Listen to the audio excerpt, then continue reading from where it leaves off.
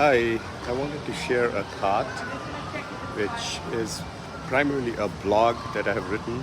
I'm just sharing that blog.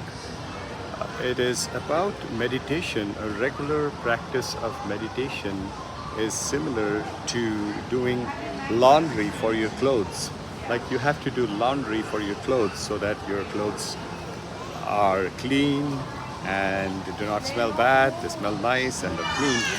And for your body, you go to the gym to work out and create better circulation and build your muscles, whatever. Similarly, a regular practice of meditation is required to maintain your mind, maintain the clarity of thoughts and peace in your mind. And it does not need any special equipment like a gym. You can sit anywhere and focus on your breath into the meditation. So that's what I wanted to share. Thank you. Aloha.